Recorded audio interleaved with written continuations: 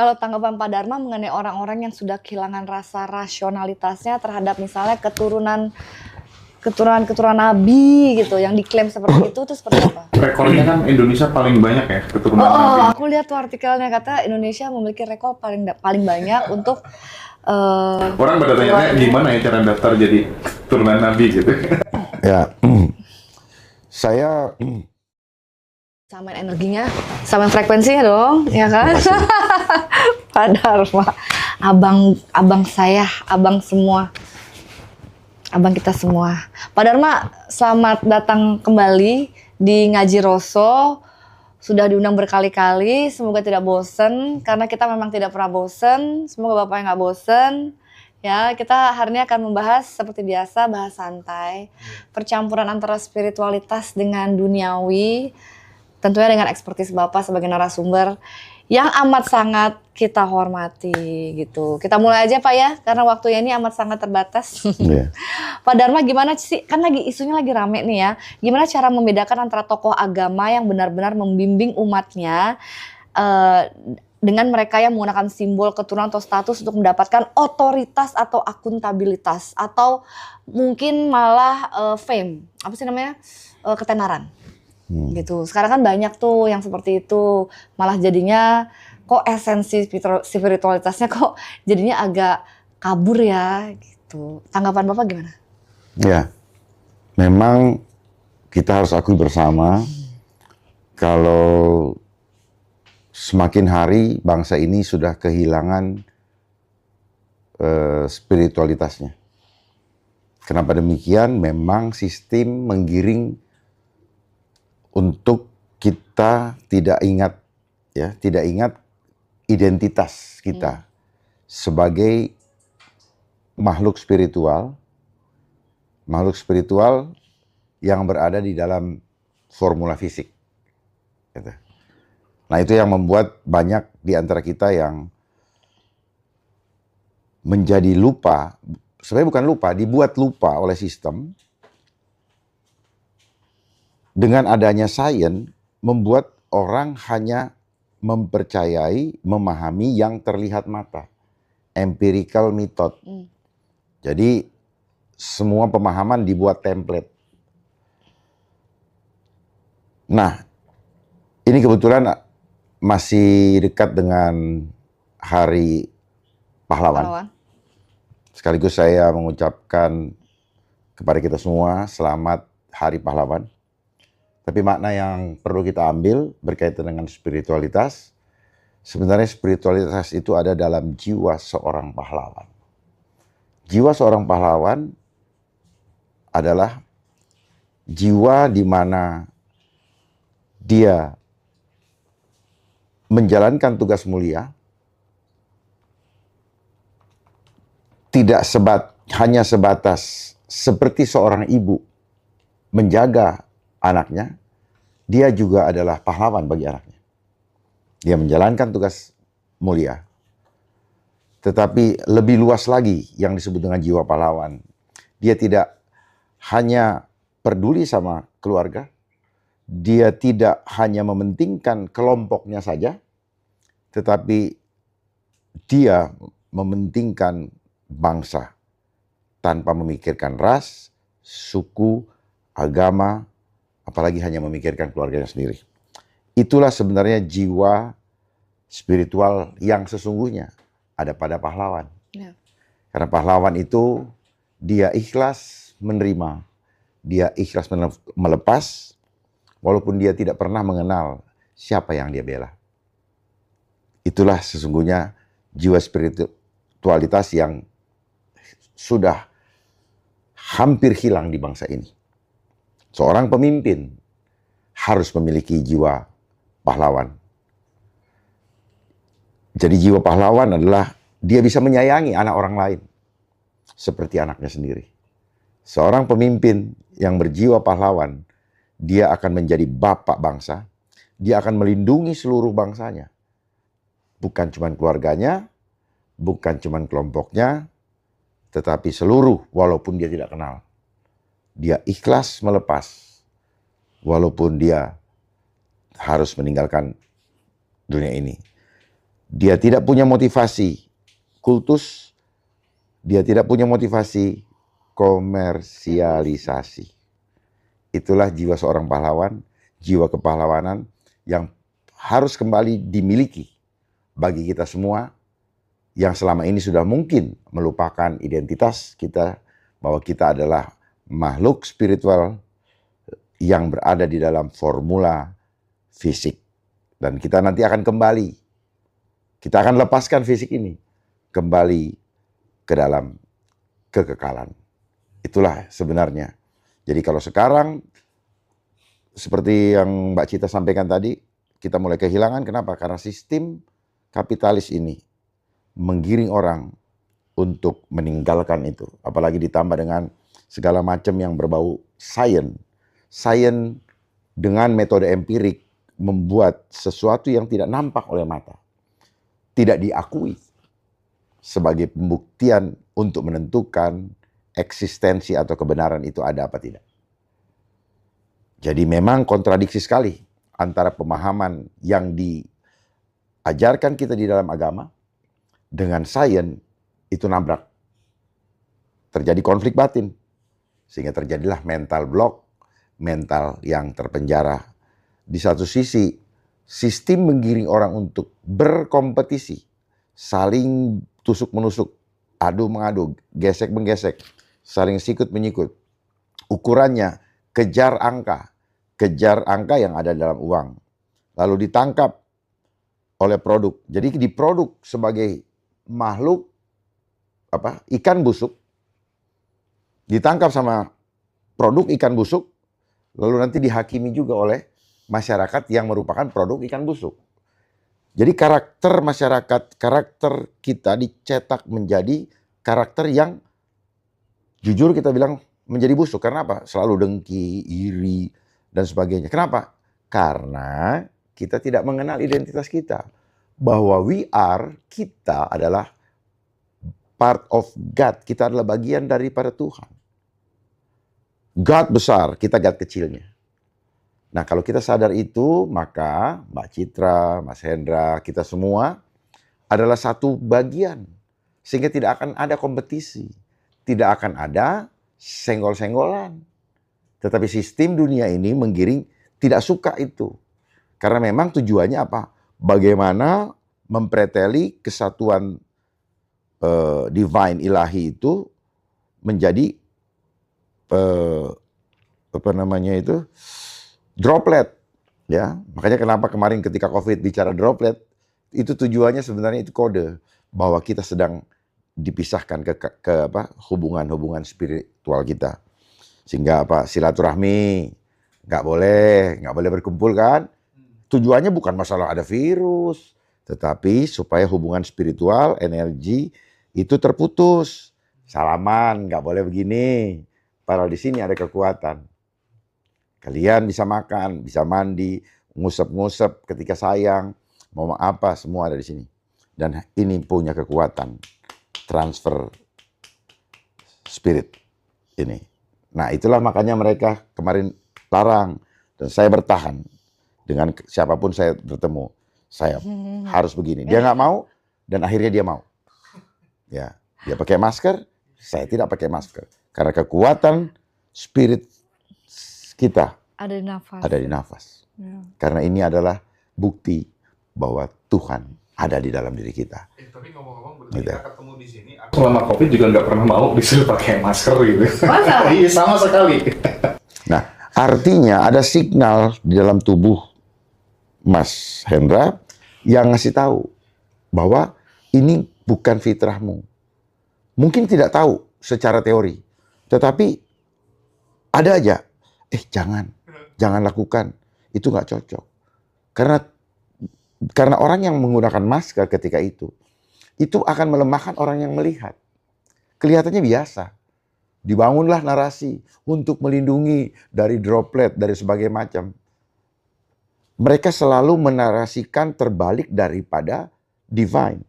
Daripada yang fitrah, yang seharusnya. Makanya tubuh ini selalu menolak sebenarnya. Ya. Dan kita bisa buktikan bahwa tubuh ini menolak. Dan ketika saya melihat, orang lain melihat yang pakai masker, itu saling melemahkan. Yang pakai masker dia juga nggak nyaman. Kenapa nggak nyaman? Karena tubuhnya punya body intelligence, punya kecerdasan sel yang menolak untuk dipaksa. Ya, kalau dia pakai sendiri berbeda. Pemaksaan, tubuh ini nggak bisa dipaksa. Karena dia sudah punya mekanisme otomatis dari semesta, dari Tuhan yang ada. Tuhan yang ada di dalam diri kita, dia tidak boleh dan tidak bisa. Dia punya energi, dia punya kekuatan dihadang oleh apapun juga. Ketika kita ikutin itu, maka kita melemahkan itu. Dimulai dari mana? Dari mind.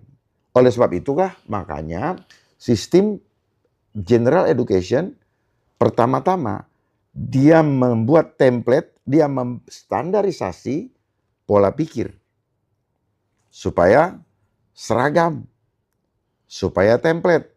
Kalau tidak seragam berarti kamu orang gila. Kamu orang yang ini. Apa yang mereka sedang bangun, yang mereka sedang program adalah meninabawakan, melemahkan kesadaran. Consciousness-nya dilemahkan. Nah, itulah makanya supaya apa? Supaya tidak ingat. Boro-boro tidak ingat. Supaya tidak paham. Supaya dia tidak tahu dari mana dia berasal. Bahwa dia, saya, Mbak Citra, kawan-kawan dan semuanya, itu adalah satu bagian yang tidak terpisahkan. Sehingga dari situ tidak akan pernah terjadi adu domba. Tidak terjadi permusuhan. Nah, kenapa terjadi? Karena mereka tahu ini adalah kekuatan. Bersatu kita teguh, bercerai kita runtuh. Bukan dalam bentuk fisik saja. Justru persatuan dimulai dari dalam. Saya mau bersatu, saya mau bersekutu. Baru tubuh ini akan bertemu. Tubuh mengikuti dorongan atau emotion. Energi yang motion, energi yang bergerak, menyatukan kita. Nah, karena mereka tahu itu, kemudian mereka membangun doktrin-doktrin. Doktrin apa? Kamu agamanya ini, kamu agamanya ini, gaya ini. Yang ini dibuatlah doktrin. Ya ini kita ilustrasikan warnanya hijau, yang ini kuning, yang biru. Loh, emang kita berbeda yang menciptakan? Sama kan? Di situ mereka sudah tahu. Makanya di abad 3 sebelum Masehi, abad ini, mereka sudah memulai itu. Itu. Yang berakhir di yang mereka proses dan dimulai tahun 1776. Itu.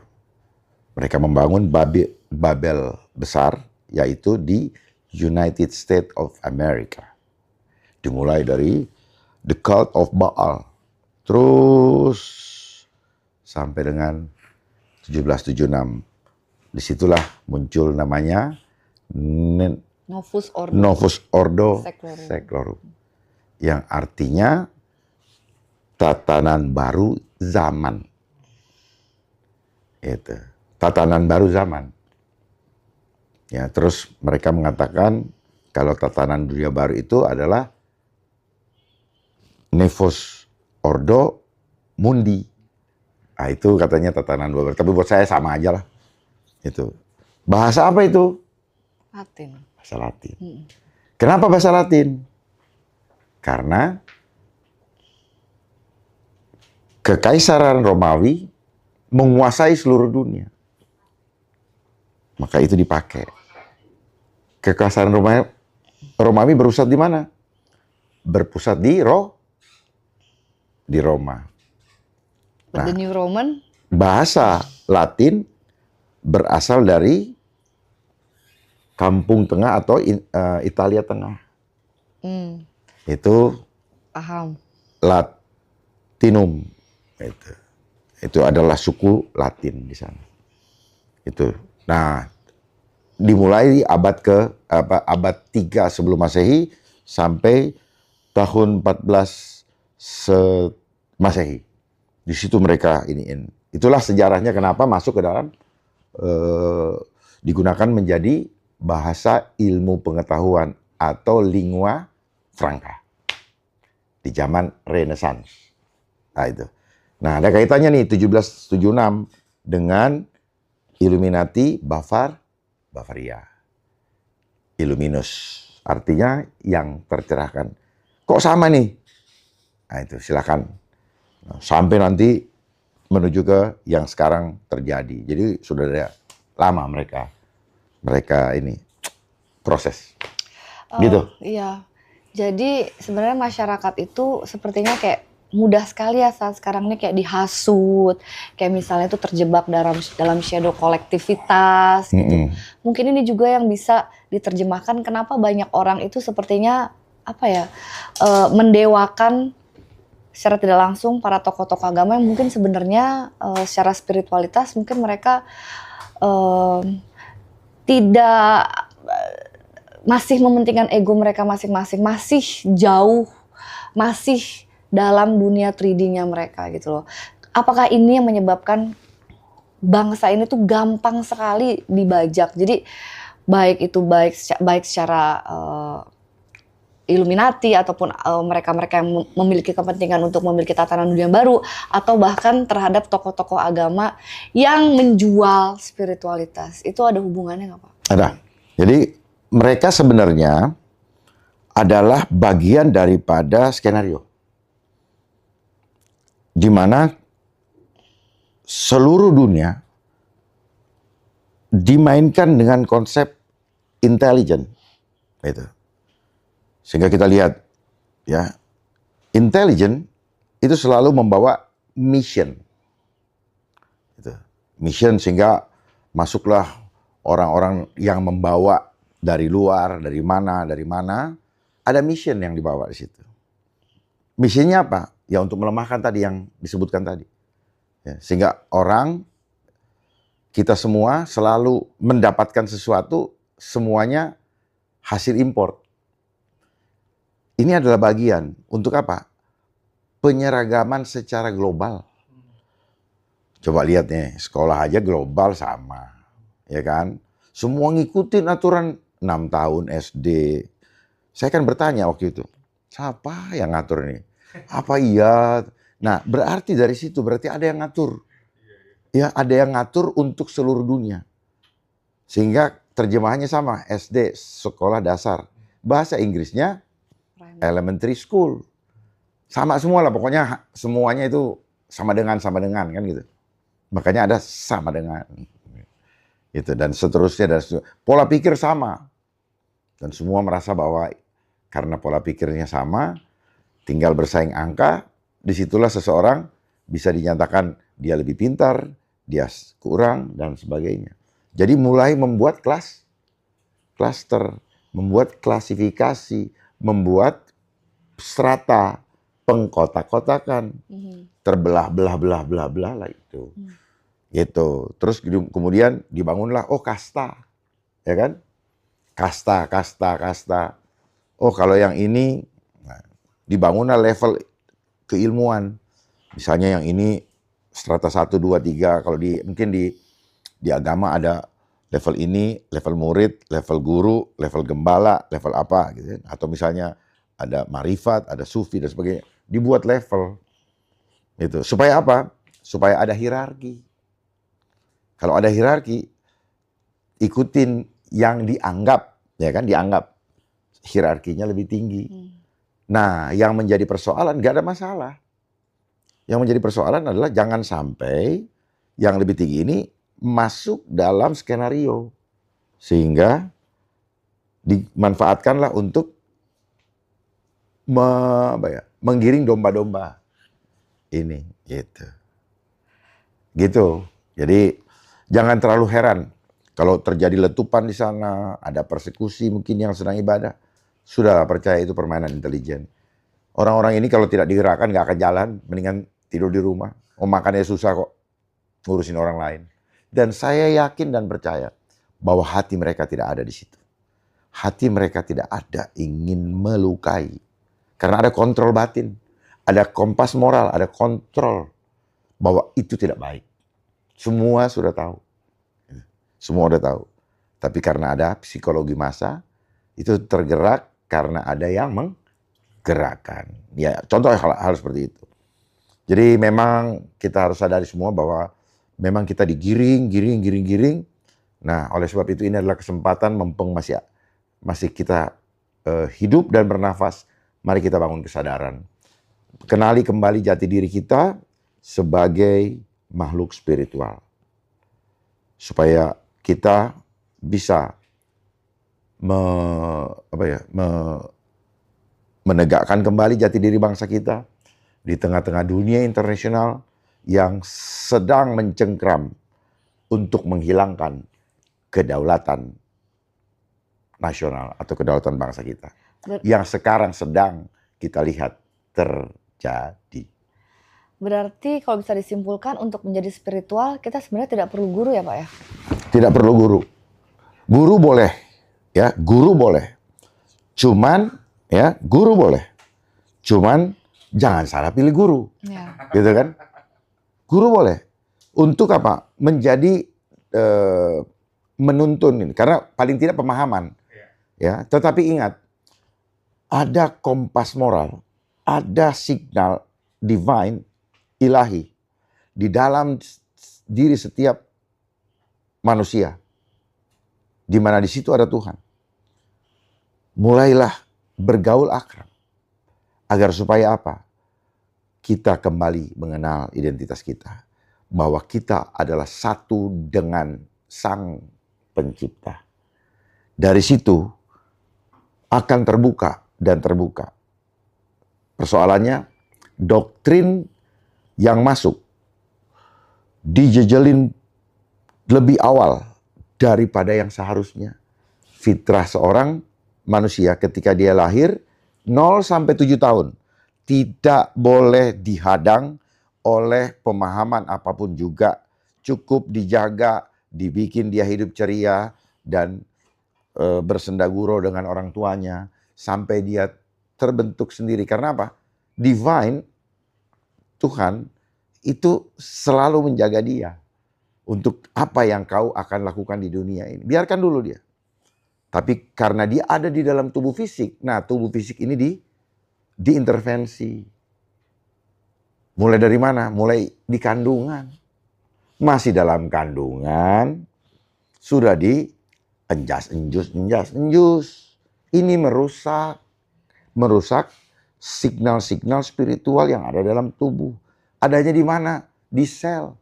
Sel itu kenapa kita mengenal sel? Itu dari bahasa Ibrani. TZEL. TZ itu za, itu keberadaan. L itu Elohim. Keberadaan Tuhan. Disitulah makanya nggak usah cari kemana-mana. Ada di dalam dirimu. Menyatu. Gitu, menyatu. Unity. Nah kalau itu kita sudah sungguh-sungguh pahami, kita kenali, maka hidup kita itu akan mengikuti kemana arah kontrol daripada divine tadi, daripada ilahi. Ya. Makanya masing-masing orang menyebutnya berbeda-beda. Mungkin kalau di Ambon ya, bilang tete manis. Maksudnya sama. Tuhan. Tete manis itu. Baru denger ini aku baru. Ya, itu salah satu. Entah di Jawa Agusti, ya kan? Entah di mana. Ini kan penyebutan saja. Lalu kemudian disebut dalam bahasa Indonesia Tuhan. Setelah saya selidiki dari mana kata Tuhan, oh ternyata dari asal katanya Tuan. Ditambah huruf H. Dulu dibawa oleh pendeta dari Belanda. Itu kemudian disosialisasikan. Lalu persamaannya kalau bahasa Inggris God, ya udah kita ikut-ikutan aja. Gitu. Jadi kita ini hidup dalam template pemahaman pola pikir yang diseragamkan. Akhirnya nggak pernah ketemu dengan identitas yang sesungguhnya. Itu. Seragamkan sesuai dengan harapan mereka. Bukan sesuai dengan tujuan kenapa kita dihadirkan ke dunia ini. Kalau tanggapan Pak Dharma mengenai orang-orang yang sudah kehilangan rasa rasionalitasnya terhadap misalnya keturunan keturunan nabi gitu yang diklaim seperti itu seperti apa? Rekornya kan Indonesia paling banyak ya keturunan Oh, Nabi. aku lihat tuh artikelnya kata Indonesia memiliki rekor paling banyak untuk Orang pada tanya gimana ya cara daftar jadi keturunan Nabi gitu. Ya, saya tidak bisa menanggapi terlalu dalam ya. Tetapi yang mau saya sampaikan bahwa semua terjadi bukan kebetulan. Everything happen by purpose. Kenapa bisa ada tiba-tiba banyak di Indonesia kan gitu, ya? Sejak kapan? Coba mulai diselidiki. Tuh. Terus kenapa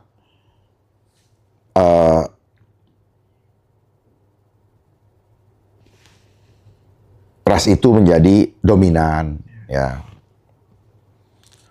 Kenapa Indonesia dipilih seperti itu, ya? Sehingga sekarang, ya disebut mayoritas, ya kan? Ya tuh. Kan semuanya import, ya. Termasuk Kristen import juga, ya. Nah, kita sendiri akhirnya kehilangan jati diri, nggak paham dan itu. Apakah itu terjadi dengan enggak? Itu by design, itu by design yang dibilang apa ya ke agama sematik ya, ya itu they create everything ya. Jadi itu perlu dipahami secara mendalam ya.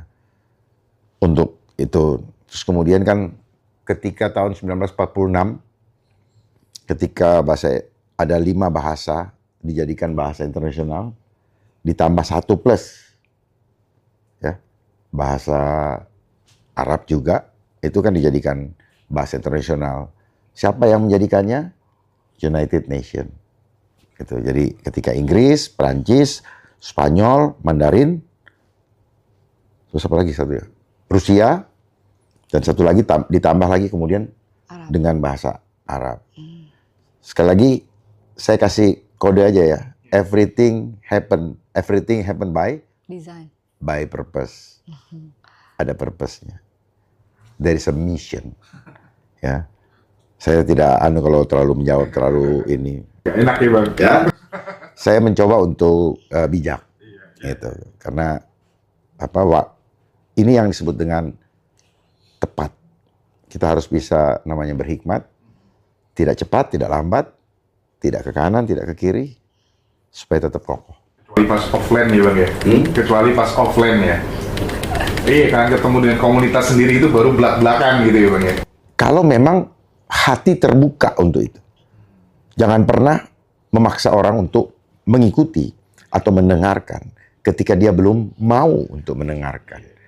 Ikhlas menerima, ikhlas melepas.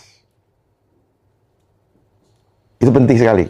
Nah, itu sehingga apa? Saya lahir ke dunia, saya tidak bawa apa-apa.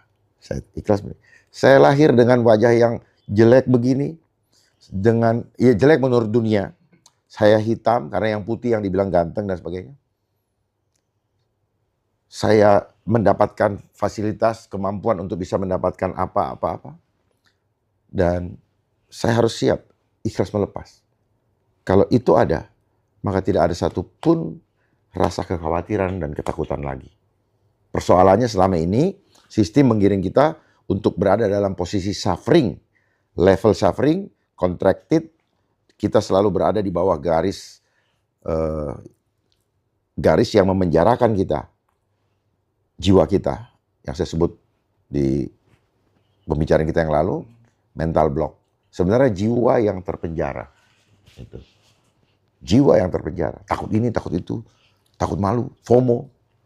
Dan setiap istilah-istilah yang begitu rame atau viral, ya? Menjadi buah bibir. Nah, saya ketemuin kata-katanya, buah bibir. Itu mereka yang mempopulerkan.